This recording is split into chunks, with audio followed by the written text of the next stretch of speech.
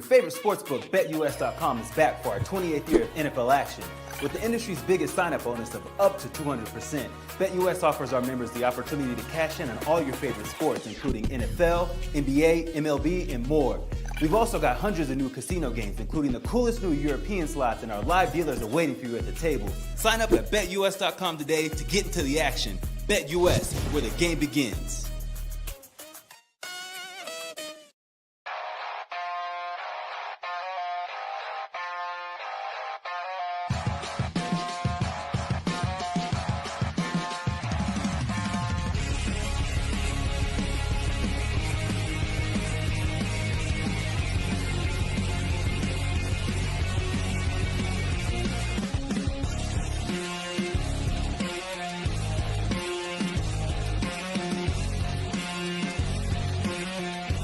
And now, broadcasting live from Las Vegas, the Snake Sports Talk Show with Jake Silva starts now.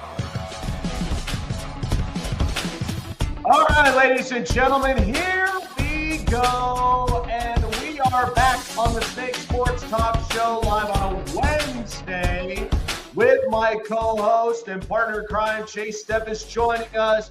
It's been quite a break, but we're back in action. We are back to work. It is, in fact, going to be an interesting next couple of days because new relocation, and we're going to be in a new spot. So I'm excited about that one. But meanwhile, lots of stuff coming out. And we're going to be talking a lot more about that because the NFL offseason, I'm getting geared up for it, especially for next month. But we got a lot to talk about considering it. But at the same time, lots of stuff really kind of going around, and more so pertaining to the National Hockey League with the Four Nations tournament. It has been outstanding. And to start off the show, and I'm sure you're going to talk about this, the new expansion team out in New Orleans for the National Hockey League. Oh, man, it doesn't get any better than that. So let's start with that because over the weekend, it's been a nice vacation. I can't lie to you. I'm really happy to be back in action and right back here on the microphone and discussing more about what's been happening around in sports. So over the weekend, and what we've noticed what's happening is that there is an entire shift that's happening at least within one of the major sports, and that is in the National Hockey League. So what's been happening is over the course of the weekend, I've looked at the viewership numbers on two of the most pivotal things that's been happening in major sports, in the NBA and what's currently happening in the NHL. And when it comes down to tomorrow night, it is going to be exciting. The National Hockey League and Gary Bettman have hit this one out the park. So as of recently, the National Hockey League rolled this one out as their all-star weekend, and they introduced the inauguration of the Four Nations tournament. And from what we've seen, it has been fantastic. They've hit this one out the ballpark. And you know who should be worried about this? Adam Silver in the NBA. So, you know, one of the things, what I think is so unique about some of these festivities, and at the same time, when it comes to these types of tournaments, this is where it's so pivotal, especially when you're looking at a major sport that is right now on the decline, the NBA, and the one who's more in the uprise, the National Hockey League. And considering hockey isn't even USA's major sport, this is all around the globe. Canada, Russia, Czech Republic, and multiple other foreign countries. But what's great about it is because in the last 30 years, all the teams in the United States have won the Stanley Cup more than the Canadian teams who have had their reign of dominance since I could even remember. Montreal Canadiens, they've had their reign of dominance. They're basically the New York Yankees of hockey with that many Stanley Cups. We've also watched the Edmonton Oilers. Remember the Mark Messier and Wayne Gretzky and Paul Coffey years? I mean, it was fantastic. But now you shift forward and you're getting the New Jersey Devils, the Chicago Blackhawks, the Pittsburgh Penguins, and then all the way up until recently, Now we've got hockey thriving in Florida. So in the United States, it has been thriving for 30 years, and Canada seems to have a hard time. But what's nice about the Four Nations tournament, which I love, so what they started is that they have US, Canada, Sweden, and Finland. Those are the four representing in the Nations tournament. But what's been exciting about this is because you started kicking this off with US against Canada. And what was the best way to kick it off? Well, you've heard from the Canadian crowd. They booed the national anthem, and it's all because they kind of felt a little bit salty of the fact that they have not won a Stanley Cup in 30 years in their homeland. And the other thing, to kind of top this off, there was 3 fights in a span of 10 seconds. And at the same time, USA won the game 3-1. And it's because even if you look at the overly talented roster of Canada, the difference of it is the US team, they are the ones that know how to fight against adversity, which is something that Canada has been having such a hard time with. And that's with all the Canadian teams: Calgary, Edmonton, Winnipeg, even Montreal and Toronto. They've been having such a hard time for the last 30 years trying to get over that hump. And I think it's incredible. But what's even much more fascinating is the NHL, and much like the WNBA, which their next come up is next year. Because here's the deal. What we got in the WNBA was we got a preview of what the products look like out of college basketball on the women's side. Because we got Caitlin Clark, we got Cameron Brink, we got Angel Reese, we got Camila Cardoso. We got so many really good talents coming out of college basketball on the women's side. And what's also best about this, what they missed on the opportunity, and they're going to make it up, is Caitlin Clark wasn't even put on the Olympic roster this year. I understand why, and I understand the whole pride as far as the women on the roster who has had a lengthier timeline. But once Caitlin Clark is on that Olympic roster, do you know how many endorsement deals and viewerships and marketing is going to go through the roof because she's on the roster? It's going to go three times bigger. And the other thing is, do you know where the All-Star game is going to be held? On her home turf in Indiana. And that's the perfect way to do it. In the NHL, what you're seeing right now is that the viewership over the weekend, the Four Nations tournament had more viewership than, I hate to say this, the NBA All-Star weekend. Why is that? Because nobody cares about the NBA All-Star weekend game. It's a snooze fest. It's not even fun to watch. Last year, when I first moved out here into Denver, I was watching the game. I literally am like, great. They put up 200 points. There's no defense. There's no care in the world. It just seemed like we're just running up the score with no defense. There's nothing to play for. And that's the problem. Whereas in the NHL, what they hit out in the park with the Four Nations tournament is that there's bragging rights of who arguably is dominating the sport as of today. And tomorrow, you're going to find that out. And I think this is perfect because Canadian hockey, for so long, they have developed and they have also produced great products in hockey. They have. For a long time, I mean, you look at a lot of the foreign countries. You look at Czech Republic and Russia. You know, Russia, they live and breathe hockey. That's all they do. It's all snowy out there in the Russian and Asian region. That's what they're built upon. Not to mention you sprinkle Sweden's, you sprinkle Finland's, you also sprinkle a little bit. By the way, Germany is also another country that's also been producing very good products. You heard of Leon Draisaitl? Yeah, he's very much looking really good.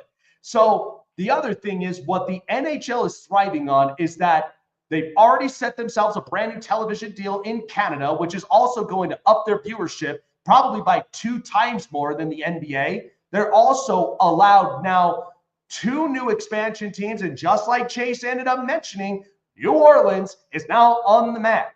I can only imagine who is going to be next on the map. I'm hoping, cross your fingers, Arizona gets back on the map, because I didn't like the previous ownership, but you owe it a deed to the Arizona fan base that they need to get the Coyotes back. I mean, I'm glad hockey is in Utah, and it's about time, but you owe it to them. But the difference of this is Gary Bettman is not so rigid, and he's not so insular. The other thing of it is his player safety program is much better than the program that Adam Silver's putting together in the NBA. It's more catered to the players who are more privileged and entitled, and at the same time, they're complaining. And the worst part of it is, look at the load management. That's what's wrecking it. The other thing is, as much as I like the G League, you need to get some sort of consistency in there, treating it like a minor league system. And that's the other thing that's wrecking a lot of that. And the worst part is there's no hand checks, which that needs to be put back into place to add more physicality in basketball. Because if I'm waiting on the day that NBA players come out and say hockey is soft. Because I guarantee you said that to a hockey player's face. Watch how quickly his gloves drop to the ice and he's got his fists up ready to fight. You're going to want to think twice about that. In fact, one of the NBA players who can't stop talking about the Four Nations tournament just so happens to be Draymond Green, of all people. On the bar, he was on Bleacher Report's ice, like open ice, and he was talking about this. And so you're getting now NBA players begging and banging on the door for change because the NHL is going to trump over the NBA. What are you doing, Adam Silver? The last time that you pulled off a desperation stunt was about a few weeks ago when Luka Doncic got traded from Dallas to Los Angeles. That is the only time your viewership went up. And since then, they crumbled down. What are you going to do? The NHL is making a mockery of the NBA. I mean, next year, when the All-Star game is in Indiana, and then you have the Women's Olympic basketball team, you bet your ass Caitlin Clark is going to do the WNBA a solid if she hasn't already. And that's one of the fears NBA should have. That's a serious problem. I mean, I'll tell you one thing. Like the championship, again, Gary Bettman hit this out the ballpark because it's perfect because what in the last 30 years, USA hockey teams in the nation has dominated the sport that's not even theirs. And which is funny about that. I mean, we're watching hockey in Florida thrive. And that's the one thing that's so unheard of. Because the one thing I remember of Florida is that even if you go to Tampa all the way down to South Beach, they love the Dolphins. They love the weather. It's beach season. It's cocktails early in the morning. That's literally what Florida is all about. And you mix in a little bit of some Florida Gator, football in Gainesville, especially when you're down there in the swamp at night. And then the Bucks are winning. I mean, who knows what the jury's out on Miami? Well, that's the thing. When you get Tampa winning multiple Stanley Cups and the Florida Panthers who've been to 2 and won 1, hockey's thriving in Florida. It's crazy. It's crazy to think about because, like, whenever I hear the USA in hockey, it reminds me of the greatest team to ever play in hockey that I can remember, and it's that Miracle team from the 1980s Olympic team. A bunch of 18-year-old kids. Of 18-year-old kids, and 2 of them came here. It came from Bowling Green State University here, where I work in Ohio, and it's insane because they've got a mural in the ice arena at the BG College, showing that like 2 players from that team. But like whenever I hear the USA in hockey, that's what I think of, is that moment right there. And you got to think what's great about this, because we do have like the junior hockey leagues, which of course are all worldwide. And the thing of it is that they kind of treat it the same way Major League Baseball treats the 18 and under team, because they also do the same thing. But the difference of it is you have the youngsters coming out of high school into college, and then in the World Baseball Classic, which is every 4 years, you now have the players representing before the season starts, which is also a great brand movement, because that's where most of your viewership, and at the same time, baseball has a healthy relationship with all the foreign countries that bring in these baseball stars. I mean, Japan, they're making a marketing, especially when you get a bigger brand like the Dodgers, who are endorsing it and who are getting in new ticket sales and merchandises. I mean, that's the thing. And NBA, your only best solution is to lean this more international than you are of fixing the relationship here on home soil, especially with men's college basketball. It is absurd what's happening right now. And this is why the NHL is just laughing loud at the NBA, because the like I said, and you were my witness of this the last few episodes ago, but your only desperation move, if you're Adam Silver, was the trade between the Lakers and the Mavs just to get your viewership up? Where's the innovation in this? That's why I think, the NHL, they're going to thrive on it, because new TV deal, new expansion teams, not to mention the salaries is going to start to go up. And it's a perfect prime time for a lot of these hockey players, because do you know how much equipment costs these days, especially with goalies? It's insanity. Well, that and the fact that they go through like 5 or 6 sticks per game and everything, because of the ones that get broken, and the amount of pucks that they lose going into the stands. There's a lot that they got to look forward to. Now, the one thing I find crazy is the fact that you have 4 or 3 professional sports franchises in New Orleans. Yeah. And the only one that they are missing is baseball. And it's crazy, because I'm just like, dang, you could have an expansion team in baseball. And I know Rob Manfred's been wanting 2 more expansion teams. Mm-hmm. You've got New Orleans as a place. Orlando, they've been thinking about putting one in Orlando. Mm-hmm. They've been also thinking about bringing back Montreal. They've been talking about putting one, another one over in the state of Washington. Mm-hmm. To go along with Seattle. So there's many opportunities that you can think of, but man, how cool would it be to have another, sports franchise there, and have baseball be a part of that, major franchise that they've been looking at. It's cool. Well, and you got to think, and a lot of this talk was around Nashville, Tennessee, because because their only 2 big sports markets is the Predators and the Titans. And the other thing is, if you drive up to Knoxville, it's all college town right there when you go up out there to watching a Tennessee football game. And not to mention, too, even Tennessee's basketball team, both men's and women's, they're very competitive.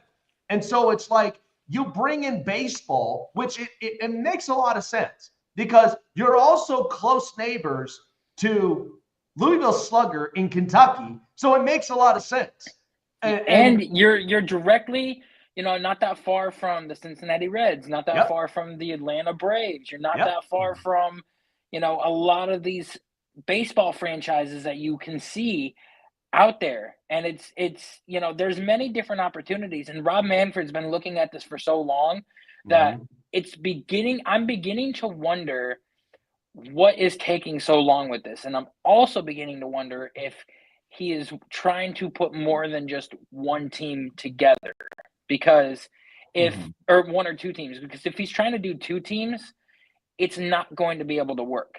It really isn't. and that could be, because if you look at the construction, because you think about it, when they realigned the Houston Astros from the National League to the American League, which is what they were years ago, when they realigned it, it now evened the playing field, because you got to think, the Central had an extra team. Why would they need it? And the West, they only had 4 teams. So when you put the Astros in the AL West, and now kind of even everything out. It's an even playing field. So maybe that's part of the reason. But I think the other thing of it is because they're probably trying to collect more viewership because they know streaming services is doing them a favor. The other thing is rules and regulations have gotten better. Now, again, that golden at bat rule I think is silly. I don't even want to entertain that. But still, the clock management, accuracy and balls and strikes, especially with the robot that they're going to end up putting out there. And then the other thing, I mean, regular season play with the ghost runner at second to wrap up these games to kind of get it faster so I could go to bed at a reasonable time during the week is one of those things that's making Major League Baseball up its numbers. And now you can't overrun second base either. You can't. Nope. And you can't, or they're eliminating the shift too. So. And this is the thing. I don't understand the whole shit, because the shift thing was meant to be more competitive. That's what it was supposed to be about. Because a lot of these dead pull left-handed hitters, because that majority of the time, perfect example, Joey Gallo. My biggest thing is open up the left side of the field. Don't just rely on the right field dead pull, because you can hit home runs, but then look at your trajectory, because you're batting almost consistency 170 every year because of this. So it's like you need to open up your mind a little bit. That's why you watch the Juan Sotos. You watch the Robinson Canoes. You watch the Bryce Harpers. I mean, they're not so insular. But when you get somebody like Joey Gallo, it's like it's hard for me to feel bad for you when it comes to that. I wouldn't even eliminate that whole thing with the shift, because it's making it more competitive to now shoot the other side. That's all you really have to do. And then you got a guy like Jose Ramirez who can bat from the left or right side. That's right. It's just you've got so many switch hitters nowadays that having the shift helps out. But no, you can't. You can't have any infielder go to the top of the outfield grass at the infield there, and you are also not allowed to bring in an extra outfielder to play at the top of the grass either. So they are basically eliminating the shift and making it much more difficult, but also much more competitive for scoring wise, because now you're basically getting rid of it, and you're basically, now you got to go rely on your skills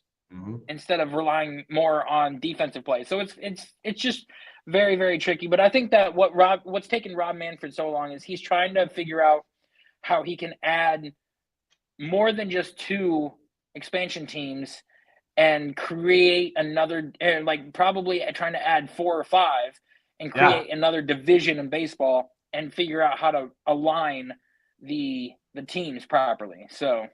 Yeah, and that is a possibility. I mean, if you were to get this thing like the NFL that has 4 divisions in each conference, I mean, I would love that. I would love that entertaining thought. But of course, it's going to come down to the regions, because it's obviously got to account to travel time, the time zones, and and a lot of those things do go into factors.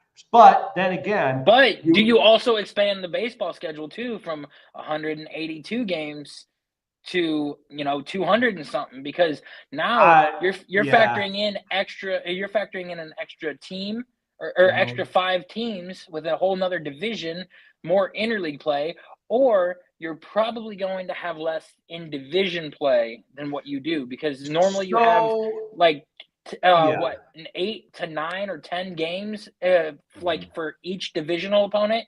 You may only have 3 or 4 per year if you're going to do that. So it's going to be interesting to see how he's going to do it. I think they would probably still work to lessen the amount of games, because 162 is still a very long season.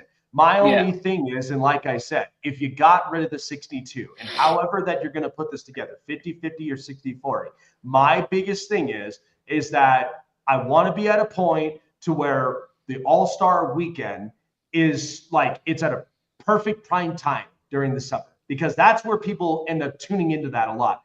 Home run derby festivities, skills challenges, and then of course you got the All-Star game. Then you go into the stretches to where now the division games matter more, because that's where It's your seed. It's obviously your seed standing going into the postseason. And then at the same time, home field advantages is another thing. That's another thing that also comes into play. So yep. I think they're doing a really, really good job shifting into this. But yes, it's probably going to take more time because they don't want to overly rush this. They want to be able to roll this out properly and consistently, and it makes a lot of sense. So and again, I think, as much as we knock on Rob Manfred in the past, and even when you got Gary Bettman, they both are on the uprise, and you're watching Adam Silver literally be on the decline, and it's embarrassing. And MLB's getting more viewership than the NBA. And then you look at hockey. This has been, and I know that this is obviously a sports town in Colorado, but during the time, like during the tenure, especially with the Colorado Avalanche going on, this has been the talk of the town in the last few days. It has been all over. I've been speaking, I did not go a single day without somebody talking about the Four Nations. Like, they're not even talking about the NBA at all. And not only if you have a lot of diehard Denver Nuggets fans out there, there are more people tuning into the Four Nations than they are of just the NBA. Because they live together in harmony. It's true. And at the same time, nothing changed because the Fire Nation didn't attack. But the thing is like the product is better. That's what disappoints me about the NBA. But we got a lot more to talk about. Coming up next, you all, and when I mean you all, you the fans, and even the people that I have come across, you have harped for the last 2 weeks about what do we do with Jalen Hurts. Well, here's what I've got for you. I have my top 10 that I will break down, and Chase would then share with me his. But I've done a lot of research with this, and I have been in so many different, off-the-record arguments with people when it came to in the last 2 weeks. I'm really surprised my brain hasn't caved in, because this was way too much already in 2 weeks after Super Bowl. Like, it has been a lot. And we're going to get to that here in just a second. And not to mention, what's the deal in Los Angeles between the Rams and Matthew Stafford? That we will get into coming up next.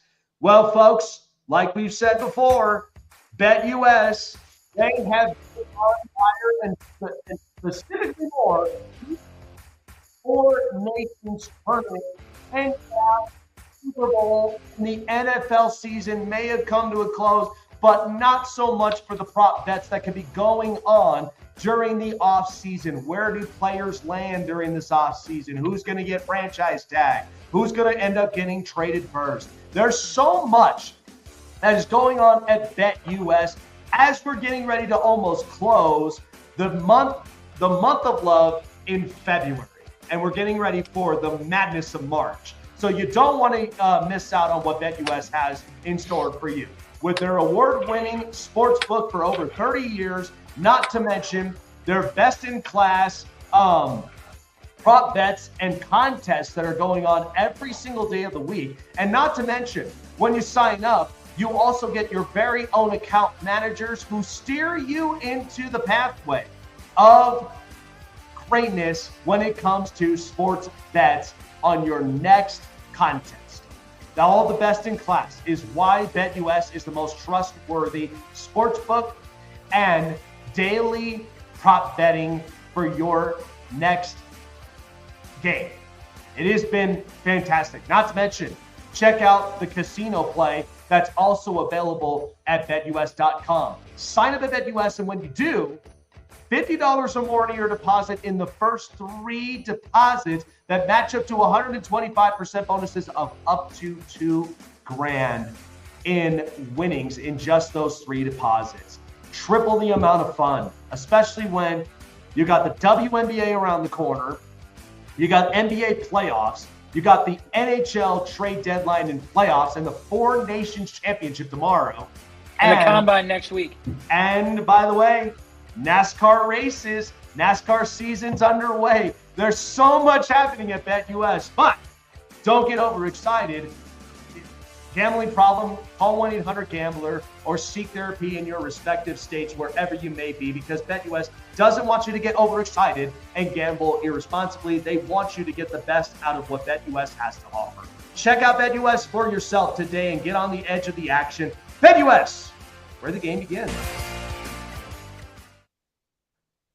Want to find your seat for the event of your choice but can't get one that fits your desire or your budget? Well, my friends, SeatGeek has you covered. SeatGeek is the official sponsor of the Snake Sports Talk Show. With a list of over hundreds of events to choose from, SeatGeek will assure you that you won't miss your seat with the amazing view of your choice at the most affordable price. Whether it's looking for your best seat in the house of your favorite sports team, finding live concerts that get you closer to your favorite artist, or enjoying your spot at your favorite live shows, comedies, and more, SeatGeek has it all just for you. Go online to SeatGeek.com or download the app on your mobile device through Google Play and the App Store. And as a special offer before checkout, use promo code SNAKESPORTS and save yourself $20 off of your purchase of your first ticket, and experience why SeatGeek is the most trusted ticketing app for your next event. Remember, that's SeatGeek.com and download the app on your phone with promo code SNAKESPORTS for $20 off and find your seat with SeatGeek.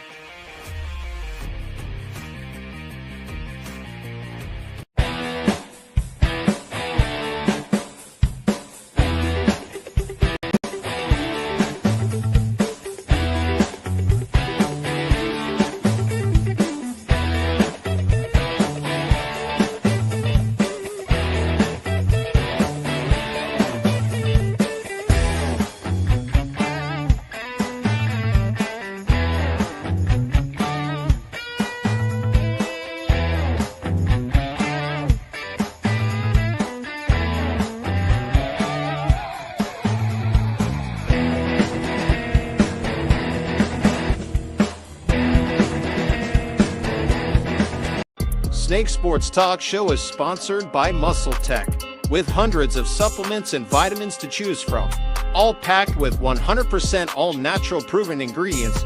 You can be sure that Muscle Tech will give you the edge and the boost to train and look like your fit and healthy best, whatever your goals are. Try Muscle Tech today and use promo code SNAKESPORTS to save 30% off your purchases. Back here with you on the Snake Sports Talk Show. So glad to be back. It's been a hectic couple of days, but I'm fresh from vacation. I'm fresh from recollecting my thoughts after the Super Bowl and what we were trying to basically break down. I do have my top 10 quarterback list, and I would love to hear a lot of people's comments on this, but I've spoken to a lot of people about it. And like I said, this has been such a more overreaction, and yet a little of a complicating way to break this down than when it should be. But we'll get to that on the bottom half. I do want to end up addressing something here that I thought was interesting. So the LA Rams are in a interesting situation, and this is all pertaining to quarterback Matthew Stafford. So what's happening is that latest reports is the Rams and Matthew Stafford, they're already kind of coming to a stalemate as far as, does he take a pay cut or do they potentially trade away their franchise quarterback? The Los Angeles Rams knew exactly what business they were getting into. Like Les Snead and Stan Kroenke, they're not idiots in the front office. They knew when it came to trading for Matthew Stafford, they knew they were going to take a hit of the overhaul. But look at what it has done for both the Rams and for the Detroit Lions. It allowed the two of them to basically get what they want. Rams got their star quarterback in Matt Stafford that equaled a Super Bowl victory, and the Detroit Lions got years worth of high-end talent that included Aiden Hutchinson, Sam Laporta, and Jahmyr Gibbs, and multiple other star players. And they're only just hitting the peak. So, to me, with where they're at with the Rams, you knew they were going to come to this crossroad. They did this last year. when Aaron Donald retired, of course, they were losing a pivotal piece. I understand that. It hurts, but it happens. It happens to the best of them. And we're probably going to see this with the Cleveland Browns this offseason. But what did the Rams do? They were able to get 2 players for the price of 1 on top of the youngsters they have currently on defense. Jared Verse, Defensive Rookie of the Year, and Braden Fisk. And they're probably going to do this again. Now, the predicament that's happening right now is it's surrounding Matthew Stafford, who I would argue has at least 1 to 2 years before I'd say it's probably the end of the line. And he's done a lot of wonders with the Rams. And the thing is Sean McVay is a very smart offensive mind, but he's turned into now, this is the culture in Los Angeles. He's become the culture coach. If you look at his tree, look at what Kevin O'Connell was able to do with Sam Darnold. Look at what Zach Taylor, I know most people will rebuttal this, but offensive side of the ball, look at what they're doing right now with as far as reconstructing the contract. And we'll talk a little bit more on that, even with the news. But offensive side of the ball, Joe Burrow, T. Higgins, and Jamar Chase, it hasn't skipped a beat. The problem is, defensively, it doesn't look that solid. But they can fix it this offseason. And there's multiple others in Sean McVay's tree. But with Matthew Stafford, I mean, he's gotten you a Super Bowl ring. You did him a service because you got a better offensive line. You had a better offensive construction with weapons and consistent play calling out of Sean McVay. Because when Jared Goff got shipped off, along with the draft picks that now turn into hits, Jared Goff's not a terrible quarterback. The problem is he doesn't perform under duress when the situation is not ideal. That's the problem with Jared Goff. But he's productive, he's efficient when the offensive line plays at its best. Whereas Stafford, he's had multiple surgeries. He has had multiple times where he's been injured. And at the same time, he's produced not only with Calvin Johnson, but he's produced with Marvin Jones. He's produced with Golden Tate. He's produced with a lot of receivers. And Stafford, all he needed was that uplift to get him a Super Bowl, to put him and stamp him as a potential Hall of Fame quarterback. That's all it was. And so now you're at this point where you don't want to pay Stafford the premium, and that's the problem. And I get that.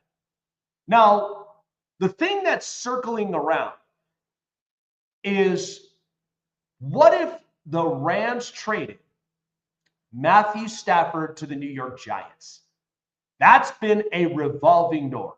Now, what's happening is the Giants, they have got to do a service to Brian Daboll. You saw on Hard Knocks how they let Saquon Barkley, one of arguably your best employees in your company, walk out the building and win a Super Bowl to your arch rival. Yeah, you don't think people are going to hinder that over your head? If you're Joe Shane, you've got to make this up. You got to fix it. To me, Stafford, what he brings is experience, and not to mention production in the last 2 years, potentially, of his career. But the best part is, you not only just bring in a veteran quarterback, but you draft the heir behind him that will be the next franchise quarterback, which could be Shedeur Sanders, or you bring in Jackson Dart, multiple other quarterbacks. It is not a strong quarterback class as of this year. It's not. Because if it was, then we wouldn't have these talks of these quarterbacks being potentially projects outside of Cam Ward and Shedeur. But you want to bring in consistency, and that is what the Giants have been lacking for the last 12 years, since Tom Coughlin left the building. So you do a service to Brian Daboll and you get him a quarterback. You get Matthew Stafford for at least 1-2 years. You build up the next quarterback behind him that could be your next franchise future. And then at the same time, you've already got Malik Neighbors. You've already got Jalen Hyatt. And you've already got potentially a tight end. They probably will address one at some point in the future, but you got to fix that offensive line. Evan Neal clearly is a miss. Outside of Andrew Thomas, who am I trusting on that offensive line? You also got to get consistency in the run game. So to me, the Rams are at a point where now they need to start collecting their future. They knew what they signed up for when they traded for Stafford. They said to themselves, you know what? We'll take 3 years of the first round picks away. And eventually, we're going to want to recollect that back. And they did. Jared Verse and Braden Fisk are both hits. All now they're thinking about is the future. And the Rams and Les Snead and Stan Kroenke and Sean McVay are all smart people in this building. And you know what? They do that, the Rams will still be a problem in the NFC amongst the Eagles, the Commanders, and multiple other teams in the NFC for years to come. Chasing the news. This is the Hot Press. I mean, the Rams themselves knew they were going to come to this crossroad. And you know what? You got to give them credit for it. They got a Super Bowl. It was kind of the favor they were trying to do with Tim's soul. Because what this did is it now stamped him even further as a Hall of Fame candidate. Now he's got a Super Bowl on his belt. He was arguably the top quarterback scouted out of high school, and then goes to one of the top programs in the SEC in Georgia, the #1 overall pick, and he's become productive ever since then. Yes, yeah. Detroit was not the most favorable landing spot, but he made the best out of it until it was time for him to have his moment. And he's about 2,000 yards away from passing Dan Marino and Matt Ryan all time for yards in the league, and bump up to number 7. Right now he's at 10. He'll bump up to number 7 in the league for the most pass yards. And if he can get 4,000 yards this year, he'll bump up to number 6. Yeah. So like he'll easily be a Hall of Famer once he is eligible for it. First ballot, I don't know. But he's definitely going to be a Hall of Famer because of the stats that he's been able to put up. You know what's funny is he has an opposite upbringing of Drew Brees, if this makes sense. Because remember, Drew Brees started his career in San Diego for a short amount of time and then built a culture in New Orleans that equaled a Super Bowl championship. And it also allowed him to where he ended up getting a lot of the best offensive players. When you look at Marquise Colston, Jimmy Graham, Michael Thomas, and multiple others, it allowed them to now start to build upon that. But now they're kind of coming into a crashing burn moment because no Sean Payton and no Drew Brees. But with Stafford, what's funny of it is he spent his longevity worth in Detroit that this time around, his now short resume with the Rams overlaps the longevity that he spent in Detroit, because there's a Super Bowl title, there's more passing efficiency, and he's also passed for more touchdowns since he's been with the Rams than what he has in his entire career with the Detroit Lions, which is a crazy thing. I think he's almost at that 400 touchdown marker and everything, which is pretty nice. That's right. Into the news, we're going to start off with the WNBA, because with how popular it's becoming and how much more, widely known a lot of these players are, because people are getting more invested in it and more interested in it than what they are in the NBA. We got news that in 2027 or 28 we are going to have the Cleveland Rockers come back for the WNBA. Dan Gilbert spent $250 million to bring them back to Cleveland for the WNBA. And who are we to thank for that? You know what's funny about this is it's kind of interesting because you know who I would make a comeback? The Houston Comets. I really wish they would make a comeback because they were actually very competitive at that time in the WNBA. And it's now opening the door, and which is why that I'm like, I know a ton of people have backlashed at this at the start when it came to Caitlin Clark. But the difference of this is Caitlin Clark has now allowed this to where she's blowing this now up and out of proportion to where players are getting endorsement deals.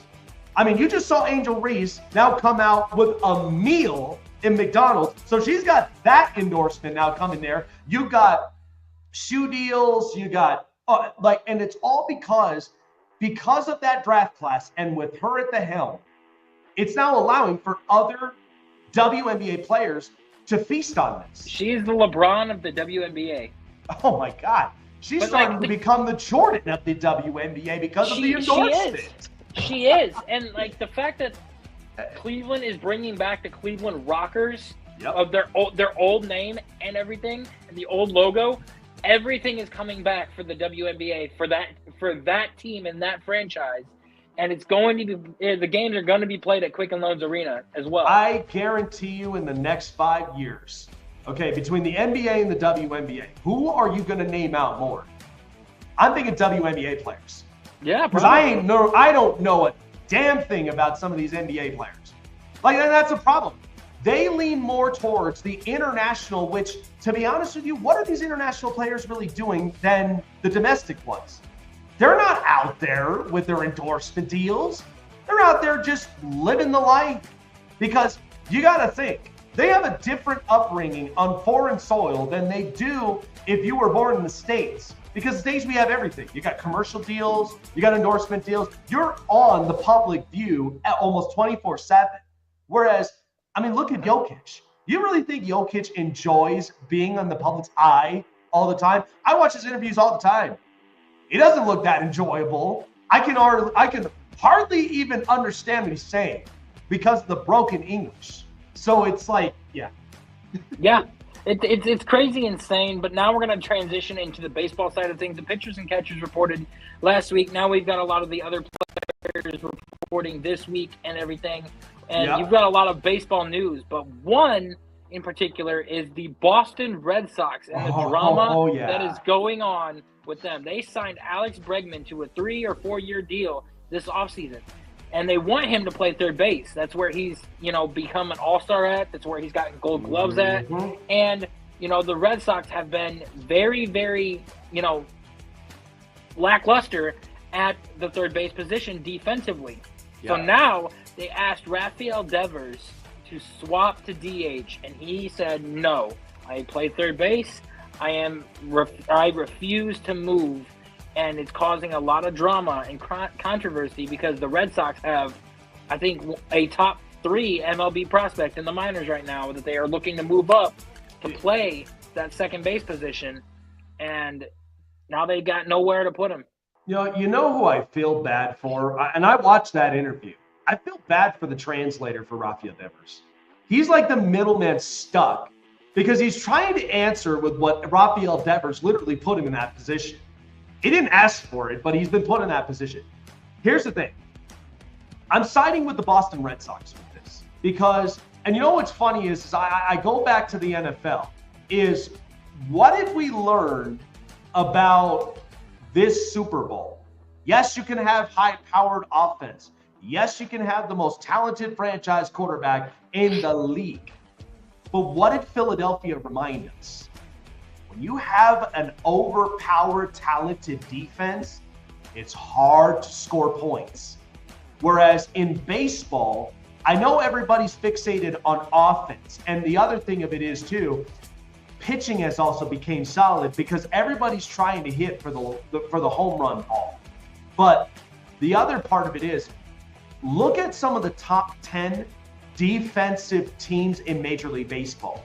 The ones who don't allow a bunch of errors, who have the best percentage of defensive runs saved. So what's crazy about this is Cleveland's top 5. Yeah. And so what's crazy about this is Rafael Devers, I looked at this up. You know where his defensive runs saved is at? -25. It's bad. And you know what happens when you have a defensive run saved category at negative? That accounts for a lot of the singles. Like that accounts for a lot of the base runners that get on base and allows for runs to score. And there's your games you should have won, but you lost because of something like that. Whereas I'm with the Red Sox on this one because Alex Bregman, I trust him more with defensive run save than I do of Rafael Devers. And to be totally honest with you, like Devers, the only thing that he's benefiting is that offensive bat. He's not benefiting off the defense. That's the problem. Whereas for Bregman, what was the one thing coming out of college at LSU? He was very well performed defensively.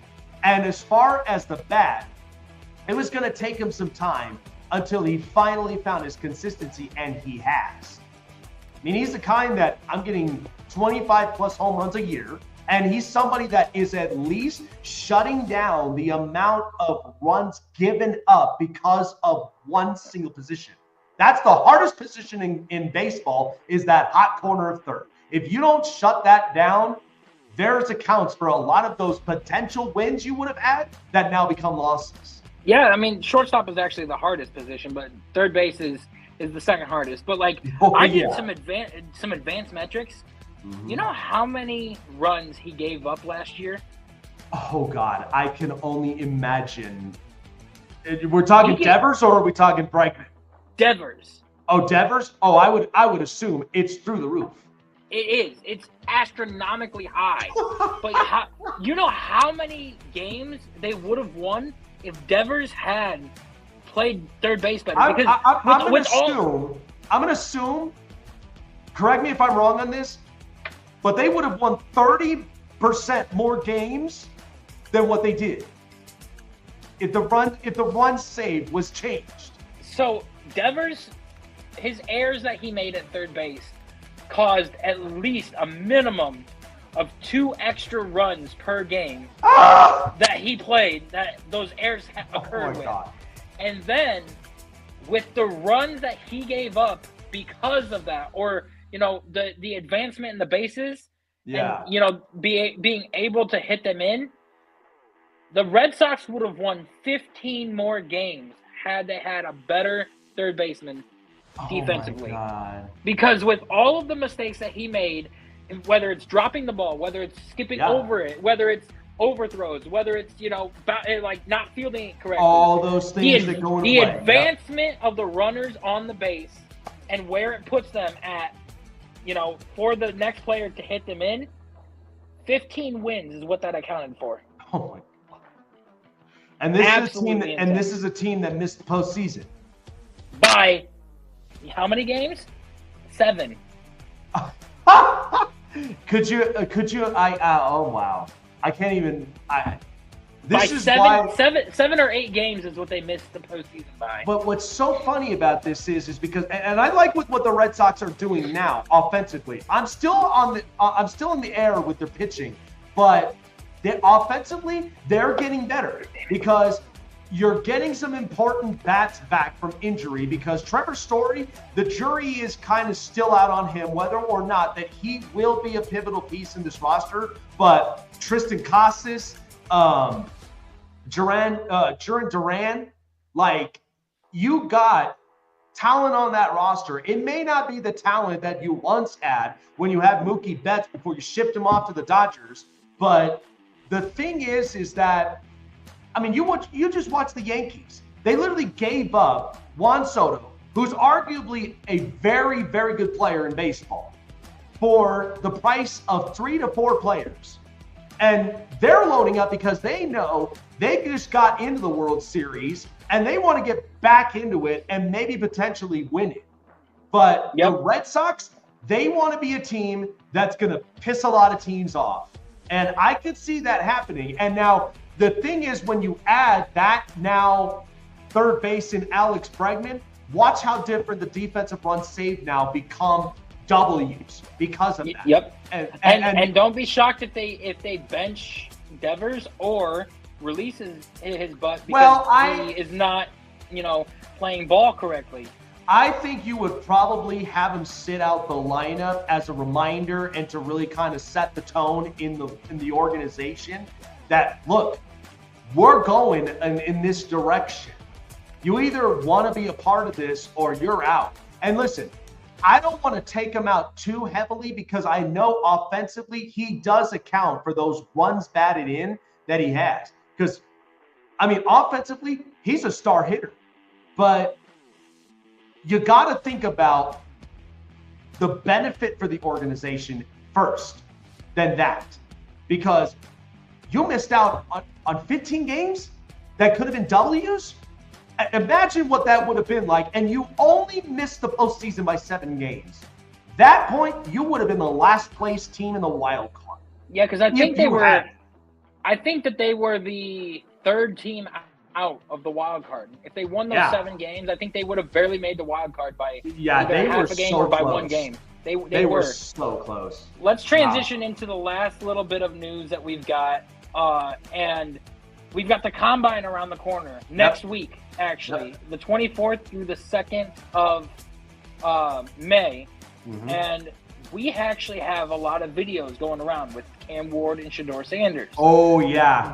How spicy is that? The 2 top quarterback prospects in the league and where they're going. And a lot of speculation around Super Bowl time was Shedeur going to Cleveland.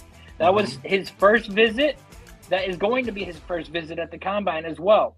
And not to mention, there's a video that just surfaced recently saying that the only team that he plays in Madden is Cleveland because he likes the way that they run things. So what I am hearing is Deion Sanders also met with Cleveland and the front office and the ownership and everything when they went on a video call with Shedeur. And it sounds like Deion is giving the approval for Cleveland to draft him if they want him.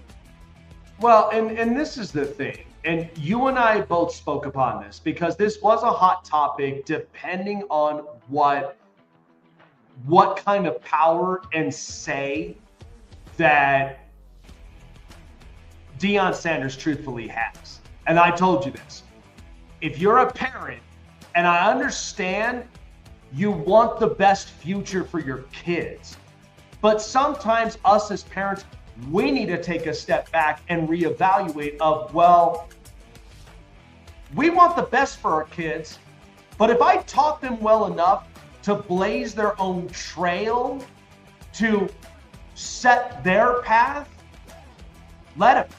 Because they'll never know their true selves. And I mean, they'll never know what the best of them they can get in life. And especially when you're in the NFL, you won't know the best version of yourself unless you actually put yourself to the test. That's the thing. So, and did you also see the other video that surfaced out between him and Cam Ward where they were both going at it with each other and he literally said Cam literally gave up on the team? Yep. And it's literally, Cam said, out of these 3 teams, which one is going to, make the Super Bowl first? And he's just like, whichever one has Cam Ward. And then Cam also came out and said, I will remember which team does not draft me. And just remember, I got to play you guys every other year. So now I will tell you this. I mean, and you know me, I'm all about the trash talk. That's just me personally. I love it because entertainment purposes, it's fun. But here's the only thing. I only limit it to the amount to where it doesn't get out of control. Because we've seen this with so many NFL players where they chirp and sometimes it gets a little bit out of hand. But that in particular, I mean, you kind of see the rivalry a little bit between Cam and Shedeur because that's the reason why it was their draft stock. That's why the two of them, they played in the bowl game. Now, I would argue Cam Ward had more of a better upbringing than Shedeur because you watched with what BYU did to them in the bowl game, and that was ugly. That was ugly. Whereas Cam Ward, I mean, he spent the amount, and I know that the part that they're looking at him is they thought he gave up on the team. The problem of it is that like with the NIL deal and with all of this stuff, it's catering to the point to where the player doesn't even have to play in the bowl game. I've told you about this. It's optional if the player really wants to play in the bowl or not. Now, because everybody already has a piece of footage and film on them that they don't even need anymore. They're like, we're good here. We know what we're getting. It's, can he land in the spot that teams are going to draft him? Because the good news is Tennessee's not taking a quarterback. They verbally mentioned that. They've already stated that. So that leaves Cleveland, that leaves the Raiders, and that leaves the Giants. So it's like if they and the fall, Jets. Yeah, if they fall onto their lap, then that's where you didn't lose anything. But watch a couple teams be competitive if these guys are truthfully the real deal. And I have made it known that I am okay with Shedeur or Cam for Cleveland because I've been hearing, Tommy Rees say, what is your, favorite quality in a quarterback? Yep. Decision making. Shedeur, what's your best quality that you'd say? Decision making. And after watching him, throw into tight windows with a bad offensive line and be able to produce and see the field very well, it's giving me a lot of hope. And people don't realize Cleveland is just a quarterback away from being a very successful team. And nobody wants to face that. Everybody wants to give us, 3-4 wins next year. Everybody wants to say that we're going to be the worst team in the league. Go ahead and say that.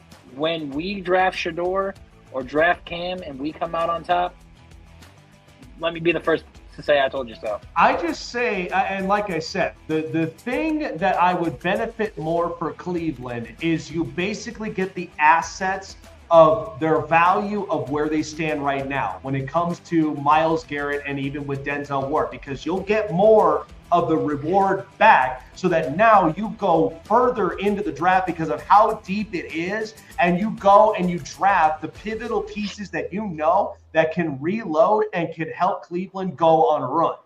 That's what a lot of people don't realize. This is why I harp about the Pittsburgh Steelers.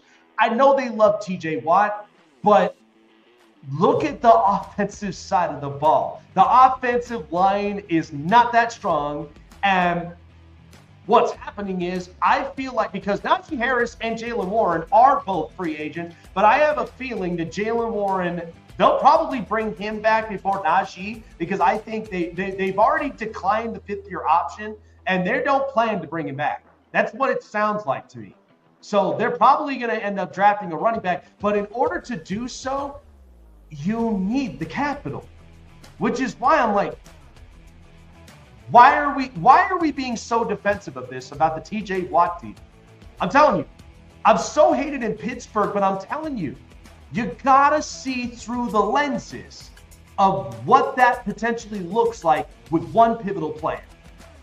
Cleveland's in the prime spot for this because they would not be losing anything. They're saving up money. They're doing themselves a favor, and you're gonna reload so you have future contracts you can pay out. Like, it should not be rocket science for any of this. Nope. All right, Chase with the news. This is the Hot Press. You guys have been pulling my strings now for 2 weeks, talking about Jake. Where do we put Jalen Hurts now after the Super Bowl?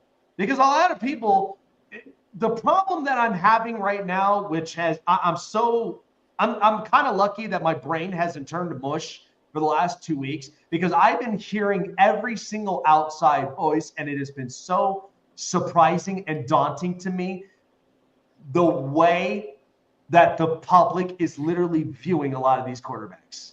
It is spoiler alert, he's not in my top 10. So, okay. So you now have already came out and stated about Jalen Hurts. So here's what I got at my top 10. So be prepared for what I have in store. Are we going based off of this year, or are we going based off of overall? So I'm going a bit based off of overall in the now.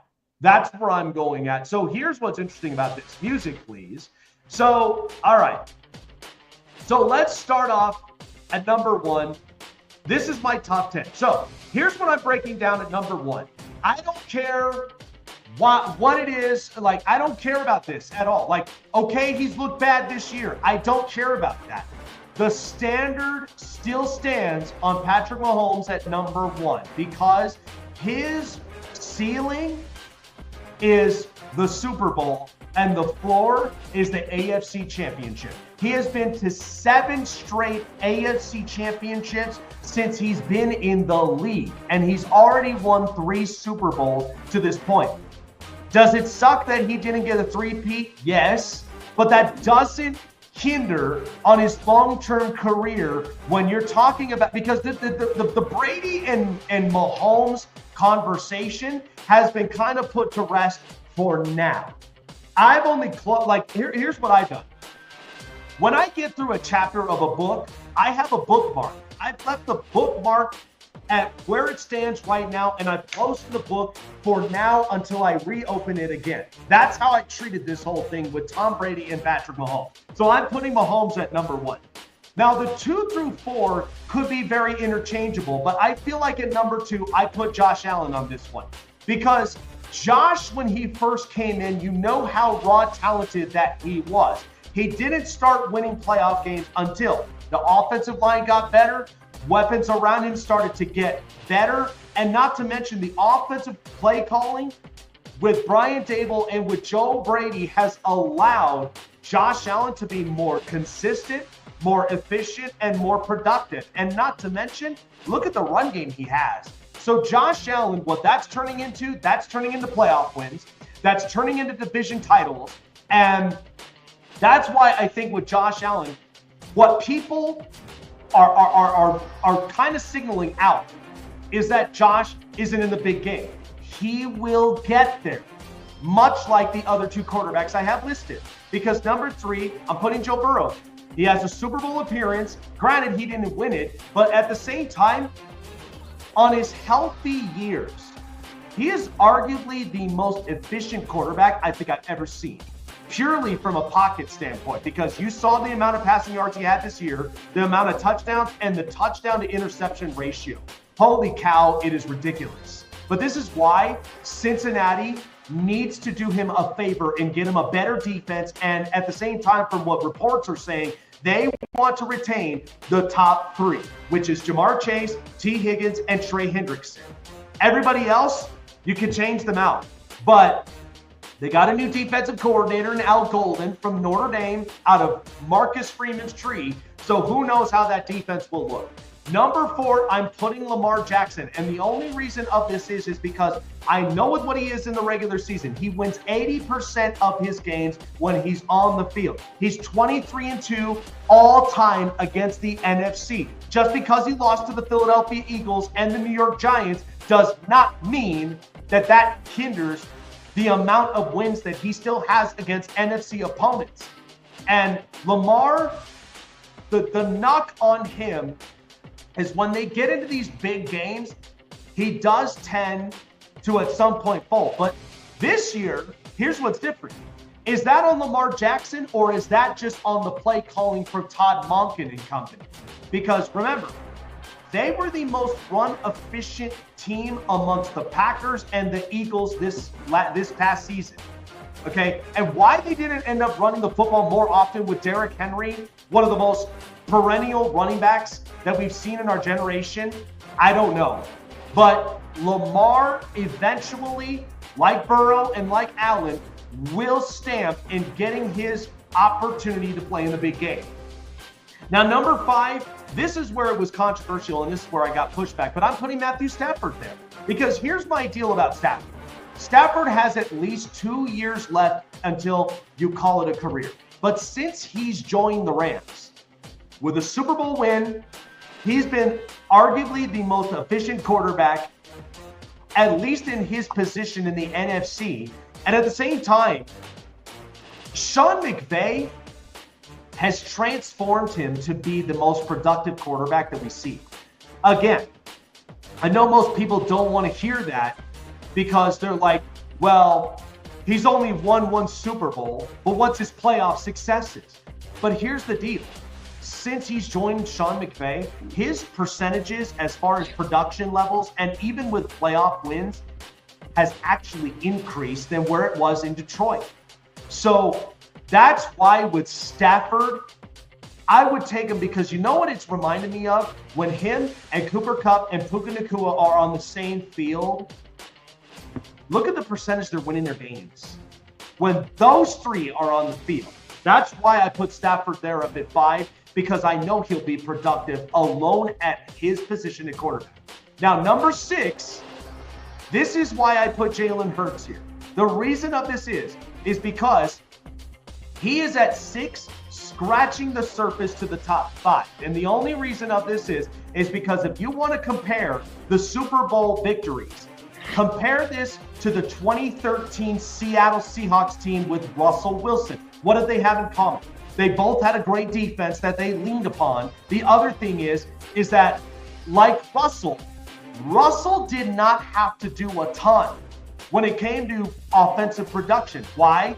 Because he had a perennial running back in Marshawn Lynch, much like Saquon Barkley.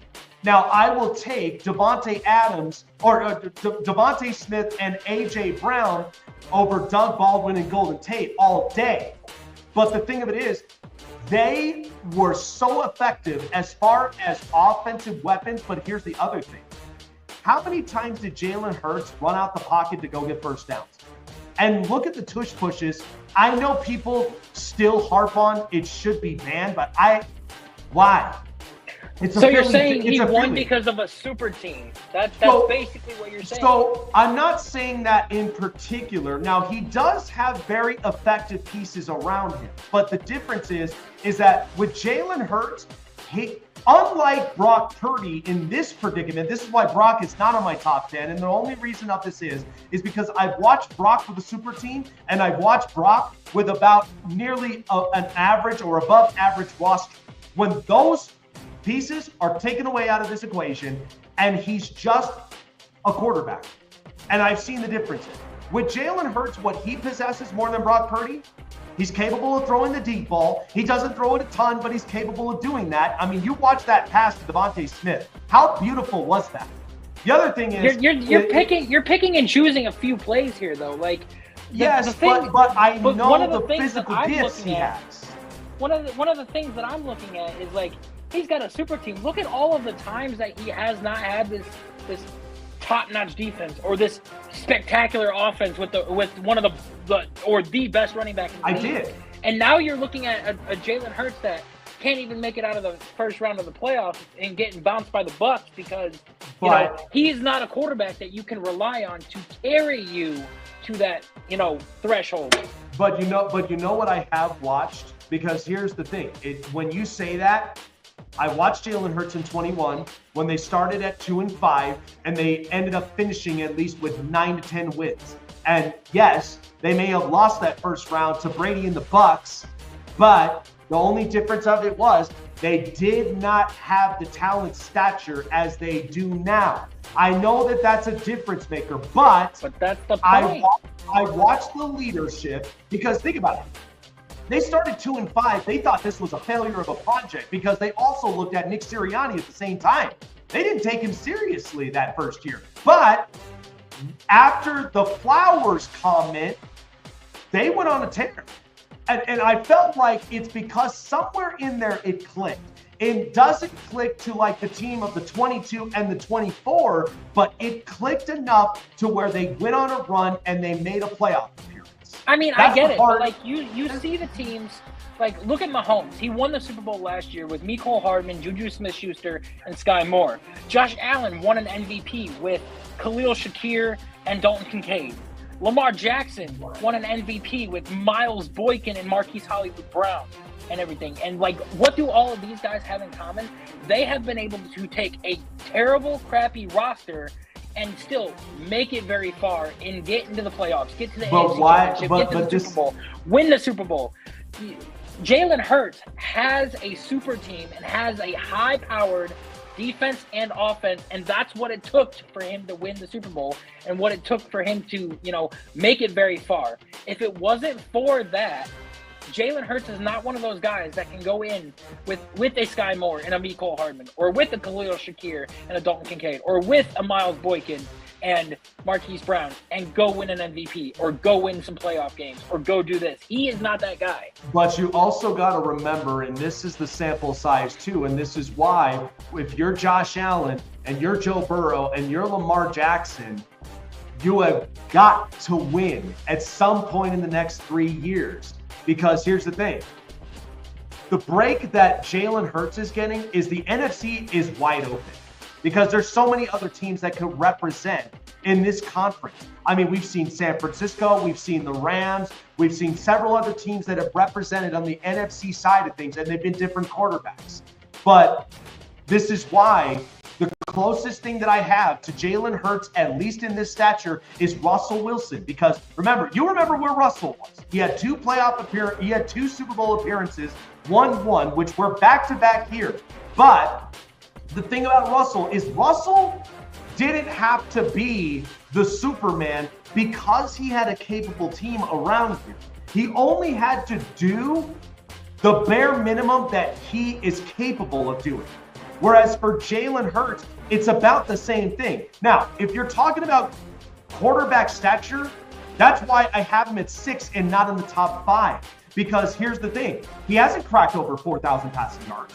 He hasn't hit over 30 passing touchdowns, because a lot of this is because he's a dual threat quarterback.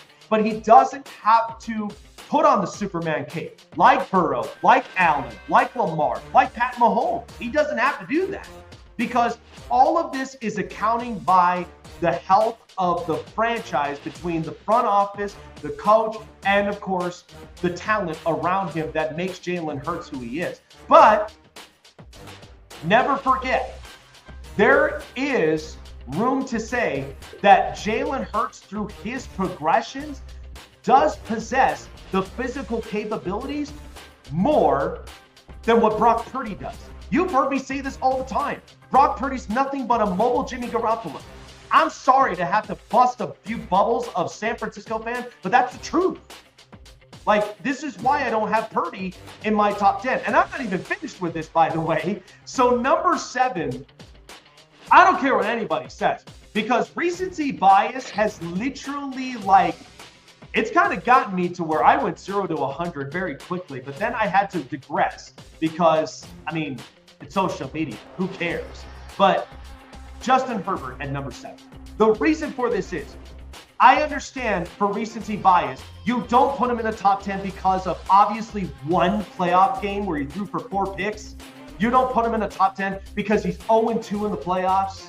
You don't put him at top 10 because he doesn't have division titles when he's sitting in the same division as arguably one of the best generational quarterbacks of our lifetime. I get it. But let's also not disrespect the fact that Justin Herbert, since his rookie season, has been arguably the most consistent, the most efficient quarterback, even when he has to deal with chaos around him. He's had 4 coordinators in 5 years.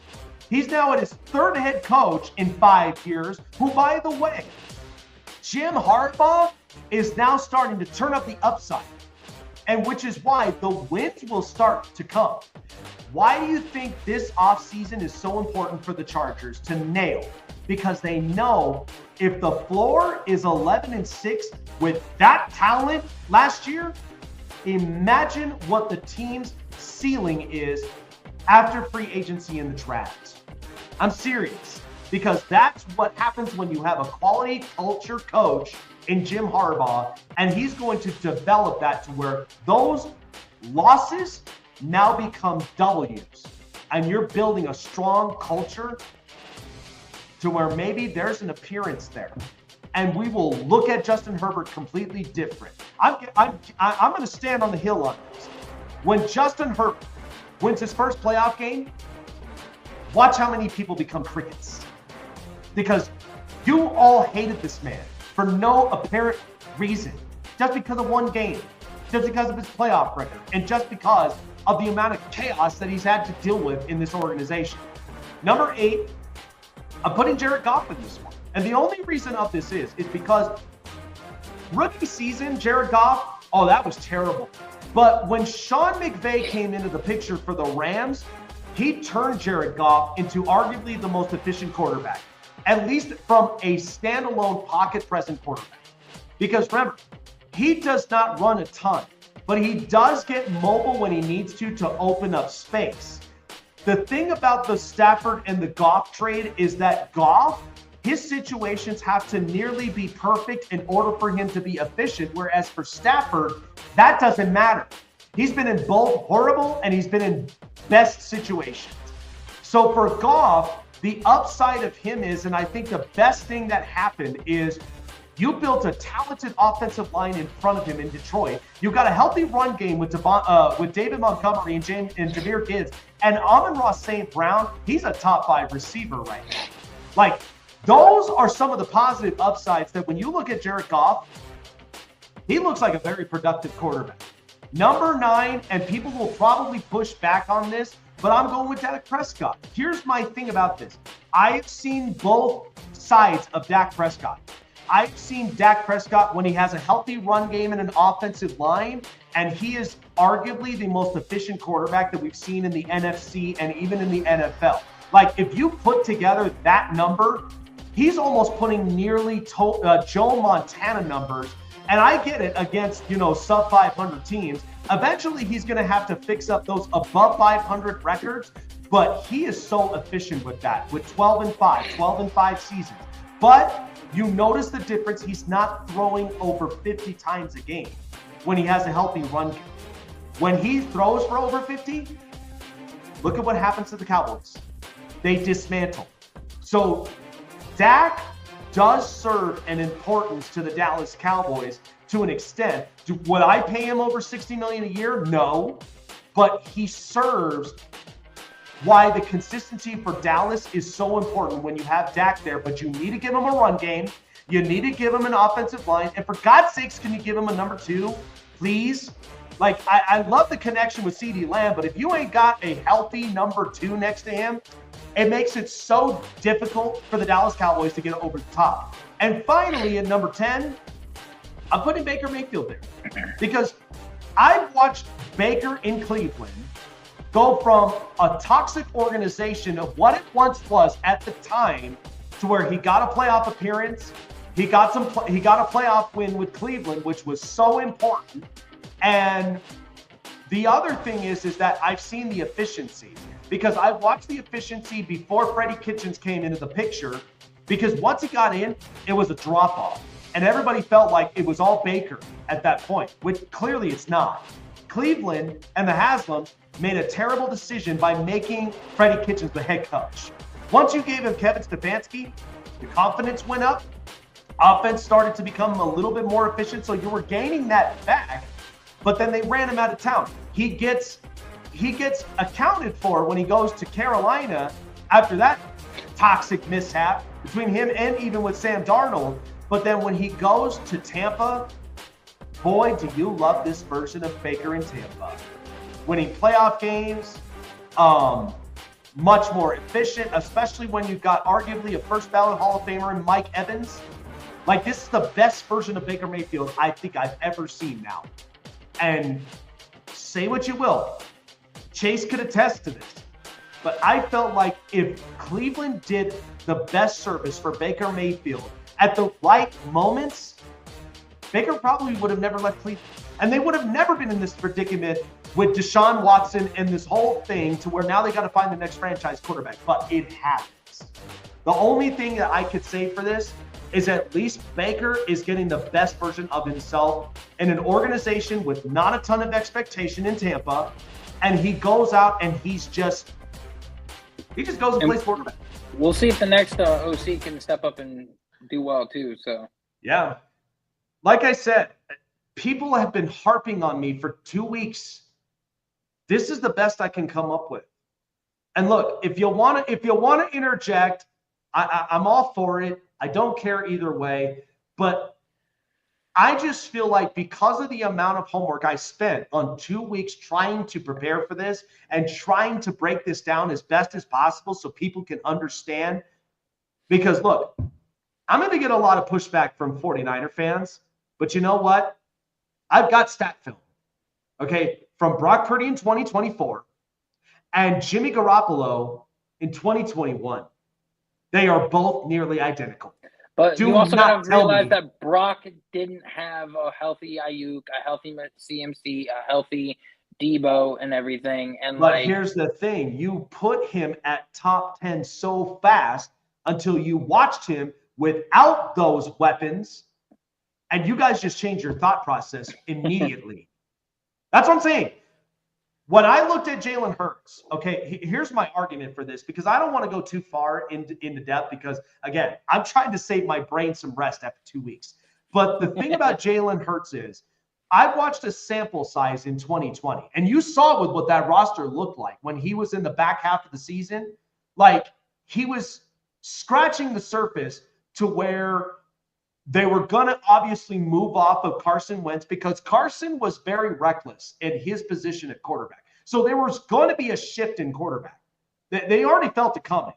But you saw that talent build. They were having to deal with J.J. Arcega-Whiteside. They were having to deal with Jalen Reagor. They were having to deal with a lot of these no-name Alshon Jeffrey, though. Yeah, and so at that point, you had to make this right by getting Devontae Smith. And he was one person, right? So you go get that receiver out of Alabama in 2021. And like I said, they started the season in 2-5. It didn't look good. People were already starting to scrutinize Nick Sirianni because, one, he butchered his interview when he first got the job. He was not prepared for that interview. And I know a lot of people, like, you look at Liam Cohen, and the only thing about it is, as cringeworthy as it is, I just hope he transforms Trevor Lawrence. But with Nick Sirianni, he was not prepared for that interview at all. And they start 2-5. People are like, is Nick really the guy? What is Jeffrey Lurie and Howie Roseman doing? That was a topic for quite a while. And then when the Flowers comment came into play from Nick Sirianni, they started going on a tear. They won 9-10 games, made a playoff appearance. Yes, they lost to Brady in the Bucs and whatever, but their talent. Well, they also lost to Baker in the Bucs last year too. But I'm going to get there. But this is the thing. That roster build in 21, look what happened the year after. They get A.J. Brown, which caused a GM to get fired. And at the same time, they went and drafted Jordan Davis. Okay, they get him, and they knew because there was a shift between him and with Fletcher Cox. The other thing is you had Avonte Maddox, you had James Bradbury, you had Darius Slay. You had a defense that was capable of going on a tear to get to the Super Bowl. That 22 year, because look how efficient that offense was. And yes, part of that is because you had Steichen and Gannon, their coordinators, that really made a lot of it happen. But when you watch that Super Bowl between the Chiefs and the Eagles would have won that Super Bowl for a few reasons. Had Jalen Hurts not fumbled the ball, had they not been in that situation to where that kind of turned a lot of the turn of events, that was a competitive Super Bowl.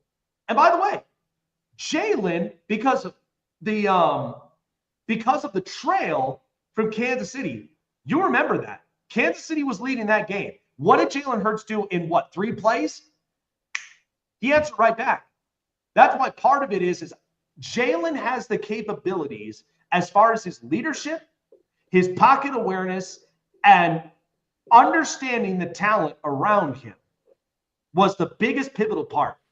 Now, they may have lost by 3, but remember, that defense gave up a crap ton of points.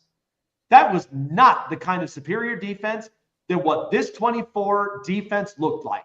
Now, 23, they went on a 10-1 tear. And remember, they felt like they were on cloud 9. And then, yes, the drop-off.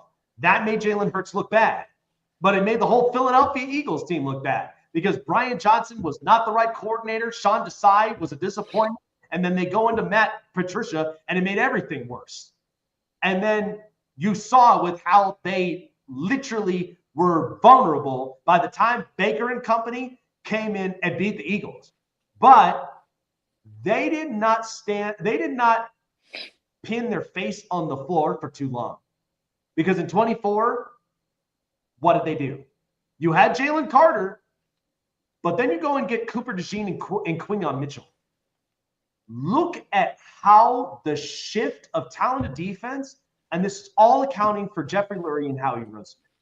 That's why with Jalen Hurts, the problem people seem to have, because this, again, I'm not knocking anybody for whether you do have Jalen Hurts at top 5 or whatever, like I get it, or you don't have him in your top 10, and I get that too. But a lot of this is because people perceive Jalen Hurts differently. But like I told everybody, the closest thing you can put this to in Jalen Hurts right now is about the same build as Russell Wilson had. Russell had 2 Super Bowl appearances. Won one of them, should have won the second, but we all know the controversial call.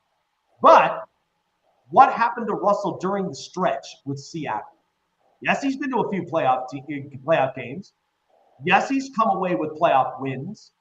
But notice how Russell's confidence goes up when he's got a defense. That's why Pete Carroll, when people realize that, it was not all on Russell. And you found that out very quickly by the time you left Denver, and Denver stunk it because, one, their head coach was terrible. And at the same time, Pete Carroll just got Geno Smith to the playoffs. So with Jalen Hurts, he has the physical capabilities better than Brock Purdy, which is why Brock, I've mentioned this before, he's a mobile version of Jimmy Garoppolo because, one, he's accurate. He distributes the football. Yes, he accounts for the offensive structure that Kyle Shanahan puts together. But I'm telling you, I'm not lying to you. When I watched that video of one of my good friends who runs a podcast here, when he put Brock Purdy's 24 campaign next to Jimmy Garoppolo's 21 campaign, your jaw will drop. It is nearly identical to each other. That's why I'm like, is that really Brock Purdy's physical gifts? Is that really Brock Purdy's IQ? Or is he just another subject to Kyle Shanahan's offense? Could be. Which is why that, like, and here's the thing. They just promoted one of their coaches to offensive coordinator now. Now that Kellen Moore is in New Orleans. So the jury now is held of what does Jalen Hurts now look in 2025? Does this equal another Super Bowl appearance? Or could this be a drop-off? Which is why, in my respective opinion, and I'll bring this up again, and I apologize for my listeners, but why I put him 6, scratching the surface at 5, is because Jalen is accounted for the successes in the playoffs. Not to mention, when you watch his leadership, when he distributes the ball to all of his components, this is why Justin Herbert, with that horrible playoff game against the Texans, you know that that's hanging over his head. And this is why he cannot lose this next year. Because you know what the narrative is going to be, Chase. They're going to say, Herbert is overrated, Herbert is not the guy, and he cannot win a playoff game. You have to get him an offensive weapon this year. You cannot go away from this draft without getting a weapon for him in the first, second, or third round. You cannot go out of this draft without getting one. Now, while you have this list up here, I'm going to go ahead and rattle off mine real quick. I'm going to go with Patrick Mahomes at number 1. Okay. A guy like that, you do not put him any lower than that because he has proven time and time again that you give him 13 seconds, he will win a fucking football game for you. I guarantee it.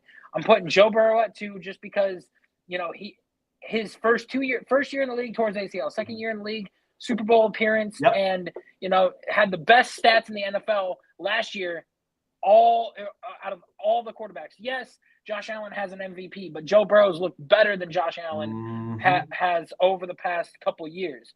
Josh Allen, going to put him at 3. Winning that MVP, getting there, doing more with less over Lamar Jackson. It's a very, very close vote that they had. And the fact that he has gone further than Lamar Jackson has multiple times, I'm going to put him at 3. 4 is Lamar, easily, just because, he is a 2-time MVP award winner. He has looked phenomenal this year and better than he has in years past, passing-wise. So I'll put him at 4. Now, before you move on, this is why I said that 2 through 4 can be so interchangeable. The only thing that holds over the heads of Allen and Jackson is Burrow has a Super Bowl appearance. That's the only difference. And he's the only QB to beat Mahomes in the head-to-head in the playoffs, too. So. That's right. But we've also seen what all 3 of them have looked like when they face each other in the playoffs. I mean, we just watched Lamar against Josh Allen, 2 perennial quarterbacks, and Allen was the victor. So, again, these are so interchangeable. But we would have a different discussion if all 3 of those would have had a Super Bowl ring. But continue. Yeah, I mean, back to Burrow real quick. Another thing is, in that 21 season, he had the worst offensive line in the entire league, sacked 77 times in the regular season. And you don't go to a Super Bowl and make a Super Bowl appearance with the worst-ranked offensive line if you are not one of the most elite quarterbacks. That's right. Number 5, I'm going with Baker Mayfield, just because from the transition from Cleveland to Carolina to LA, and then 2 back-to-back seasons of having a 4,200-yard season with 30 touchdowns and 7 or 8 picks, to now surpassing your numbers this year with a 4,600-yard season and almost 40 touchdowns, doing it without Chris Godwin, without Mike Evans for 6 games, doing it with basically Cade Otton and Bucky Irving winning the games like that. You're basically showing everybody, like, hey, I'm a top 5 guy. I can do this without my top tier weapons, and I'm doing it with the rookie and Jalen McMillan. I earned this top 5 spot. Okay. Number six for me, I'm going to go with Matthew Stafford. Matthew Stafford has that Super Bowl ring. He has shown time and time again that he is the guy that can lead his team to, the promised land and put up the numbers that he needs to. He's good at distributing the ball. I think once Calvin Johnson left him, that was the best thing for his career, because he was not force-feeding the ball to Calvin Johnson all the time. Well, remember, there was a time where he had Brandon Pettigrew, and he also had, Nate Burleson at one point. But you're right. I mean, I get that. Okay. Yeah. And now number 7, I'm going to go with Justin Herbert as well. I do think that, it's a little far-fetched for people to get over the moon with the INT, the 4 INTs. I had him interchangeable from 7 through 10. Like, if you want to put him at 10, that's fine with me and everything. I get that. You want to put him at 9, sure, okay, it's understandable. But I'm also going to go with the same thing on this list. I'm going to put Dak Prescott at 8, because I've seen what Dak has been able to do. I've been very critical of Dak and criticized him a lot, but I do think that, I've seen him with a subpar offense and still been able to put up the numbers and produce and be a 40-touchdown quarterback, be a 4,500-yard quarterback. And I've seen time and time again what he's been able to do. Now, number 9, I normally do not do this. I do not do this because of specific reasons, but I am going with Jaden Daniels at number 9, because he had the best rookie season that we've ever seen from a quarterback. Okay. He was 1 game away from the Super Bowl, and it wasn't his fault. His teammates were fumbling the balls and making mistakes. We have seen games where he was down, and he led his team back. I have seen him distribute the ball. He had one of the worst offensive lines in the league this year, and he was able to get the ball out very quickly. He was able to read the defenses. He was able to make plays, and he wasn't relying on Terry McLaurin the whole time. We've seen Zacchaeus be a factor. We've seen De'Ami Brown be a factor in this. We've seen Zach Ertz be a factor. We've seen Brian Robinson and Austin Eckler all get the ball. So Jaden Daniels is playing like a veteran quarterback as a rookie. I think he is deserving of a top 10 spot. If you want him at 9 or at 10, that's fine with me. And then rounding out my number 10 spot, it's a guy that is different from this list that, a lot of people normally would not have, but that is Jordan Love. Jordan Love hits that 10 spot for me. Oh wow. Just because just because I've been able to see what he's been doing ever since he's taken over that full-time starting role with Aaron Rodgers. That first, 8 games of the season that he took over, everybody's just like, oh, it's subpar. He doesn't look very good, not looking like a franchise quarterback. And then the last half of the season just dominates. 4,300-yard season, 36 touchdowns and everything. And you're doing this with not a true number one weapon. You're spreading the ball out between Jaden Reed, Romeo Doubs, Christian Watson, and then you go to the NFC Championship and lose to a Brock Purdy-led Niners team with a phenomenal defense that you have like that. And, if the Packers had their weapons this year, or, you have a better secondary because Jair Alexander didn't play because he was injured, we might be seeing a different story being played with the Eagles being bounced in the first round of the playoffs this year rather than winning. And there goes Jalen Hurts out of my top 10 because, again, for me, I'm not going to put a quarterback in there that is on a super team that we have seen time and time again where he has not had to face the adversity that the others have and been able to come out on top. I'm not going to put Trent Dilfer in the top 10 quarterback conversation because he had one of the better defenses of his. Trent Dilfer had the similar upbringing as Brad Johnson. I'm not going to do that. I'm not going to take quarterbacks like that who were on, phenomenal defensive teams and were on super teams defensively to make them a top 10 QB. Jalen Hurts, I'm not saying he's Trent Dilfer, but what I'm saying is you have the best running back in the league in Saquon Barkley. You have arguably the best secondary in the league with Quinyon Mitchell and Cooper DeJean and Darius Slay. And then you've got one of the better defensive lines with Jordan Davis, Jalen Carter, Nolan Smith, Barnett. You've got a top 5 offensive line in the entire league with Lane Johnson, Mekhi Becton, Miners as your freaking center and everything that took over for Jason Kelsey. And not to mention Cam Jurgens. Cam Jurgens. And then you have one of the better play callers in the league in Kellen Moore. I am not going to put this Jalen Hurts as a top 10 QB until I can see him win without A.J. Brown, without Devontae Smith, without a top 5 offensive line, without amazing defense and stuff the way that he has. When he can do that, he'll be in my top 10 easily. Well, here's the one thing. I'm 3/4 with you because at least we both agree Brock Purdy would not be smelling the top 10 because we saw with what he is now. We could both agree that when it comes to because the difference that we have is I understand why you would put Jaden Daniels, and I get that. As far as for this year, I get it. But to me, I cannot base a quarterback in the top 10 because of obviously 1 year. I need more. And that's the only reason. Now, if you want to take him out and put golf in there, I'm okay with putting golf. Well, and the only thing is it's no knock to Jaden Daniels, but the thing of it is that he's on the positive upbringing. So if you gave me, 3 more years of this, absolutely we will see him in the top 10.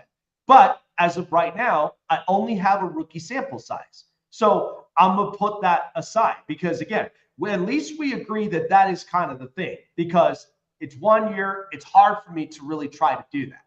Now, the only thing is, like I said, the closest thing that you could put Jalen Hurts in is Russell Wilson.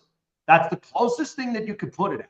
Because if you think about it, Dan Quinn is widely respected as a very good defensive-minded coach. I mean, you saw what Dallas's defense looked like. You also saw what the Legion of Boom looked like in Seattle.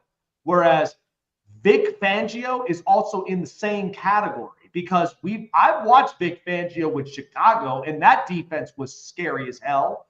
And then I've also seen with this year's Eagles. And I've always said to people was The first 4 weeks looks rough at first because it sounds like it's like a Chinese puzzle. But once they get going, that defense is hard to slow down. That defense is insufferable. It is highly talented. And it's another one that they're fast, they're physical, and they know how to piss a lot of opposing offenses off. They know how to do that. So when I looked at this with the Kellen Moore hiring, right, my point with this, the most important piece that I think matters to the Philadelphia Eagles is Vic Fangio than Kellen Moore, in my opinion. The only reason who did he hire as his DC when he went to New Orleans? So he hired Brandon Staley, believe it or not. Oh. now again, I know it's a conversation for another time, but I see more of Vic Fangio as a valuable asset than I do of Kellen Moore. And the only reason of it is because if you put Kellen Moore and Shane Steichen together, like Steichen had a lot more. If you were going to see Shane Steichen with this roster, how many times would Philadelphia run up the score? I mean, and mind you, they did this without Saquon. They did it with Miles Sanders, and they still ran up the score. But if you put this, that would be running up the score for like literally week to week on end. And eventually they probably would get gassed out because we saw this happen with the Detroit Lions this year. How many times have they ran up the score?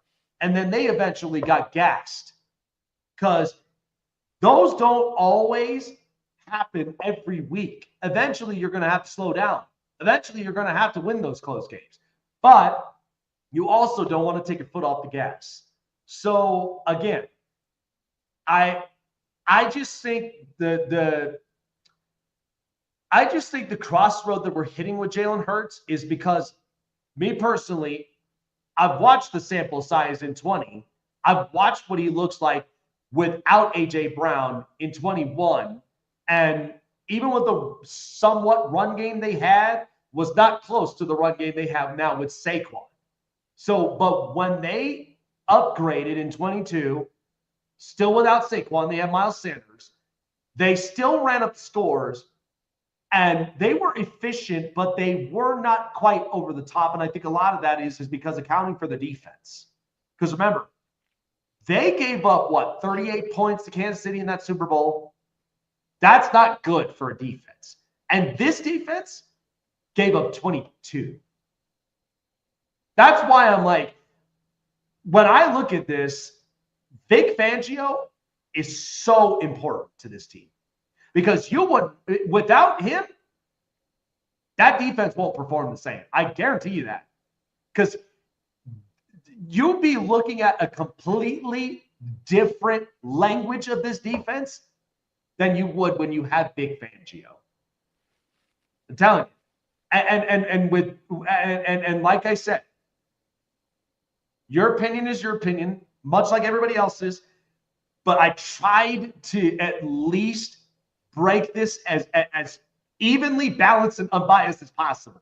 Because listen, if we travel to Philadelphia, I'm sorry, man, but you're gonna get a lot of crap for not having Jalen Hurts at least consider. I mean, they can say all they want, but like, you know what they're probably gonna do? You know what they're probably gonna do? If we go to a Philly joint, okay, if we literally go and get a Philly cheesesteak, how much you want to bet somebody's gonna spend in your cheesesteak? Oh yeah, I'm not eating any food if I go to Philly because I'm telling you, like you're talking about the craziest fan base in the NFL. You're talking about a person that shot a gun. No doubt whatsoever, they are very passionate. Yes. They shot a gun in the crowd, and in the middle of a giant crowd, and nobody even ran. Like, not to mention, they love climbing light poles. That's why the authorities always grease them. And then at the same time, I've watched them wreck those bus stop benches. At least the roofing. Yeah, so I don't care what a Philly fan has to say to me. I don't care if they present me with like, oh, well, look at what he did here. Oh, yeah? Well, look at what Peyton Manning did here. Well, but that's the thing is, and it all comes down to, and we only got a minute of this, but it comes down to, and I cannot stress this enough, but the difference, and you've heard me harp this now for the last few days, but the difference between the AFC and the NFC, and correct me if I'm wrong, but the AFC is so quarterback top heavy, whereas in the NFC, they're focused on strictly roster builds. That's both offense and defense. They don't have a talented quarterback. Now, the outlier could be Jaden Daniels because we've seen a sample of what he looks like.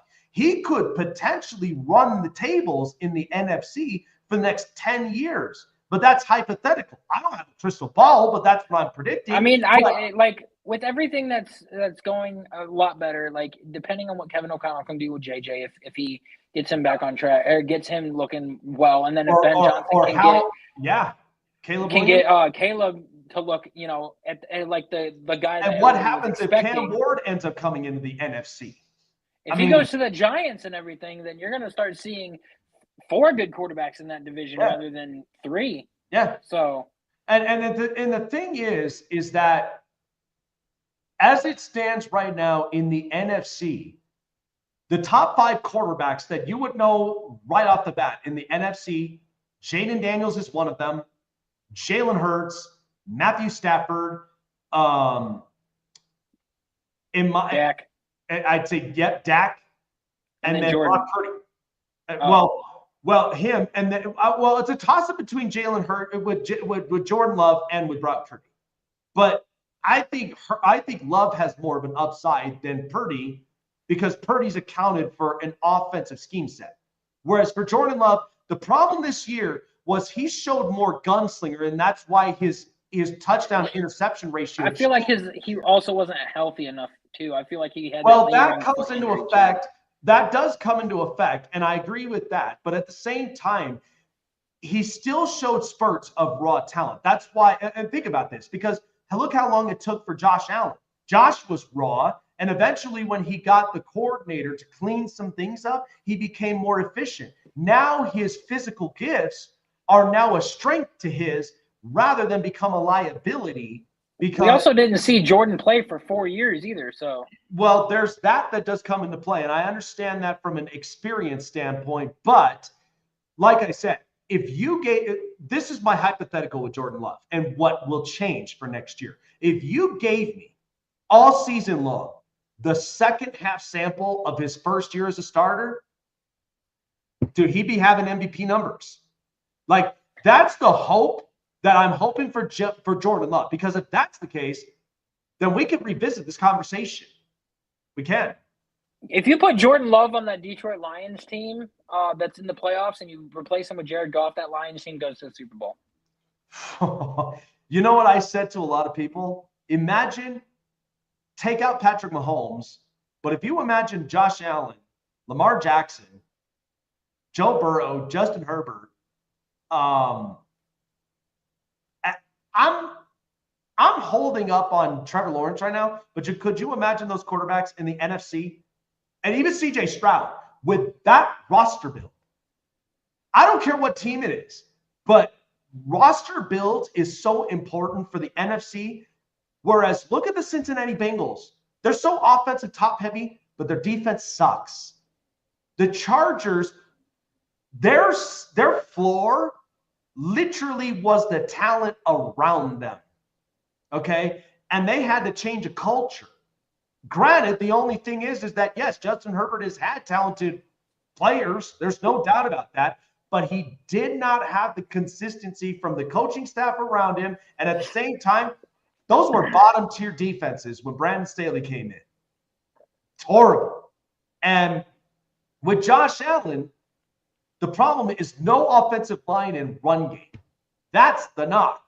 Because look when they had their top talented defenses. And then they overpaid for Von Miller, who's now becoming a casualty that they probably will cut. And I'm not opposed to that. And then you look at Joe Burrow, or you look at Lamar. So, and Lamar's 23-2 against the NFC. How could you not envision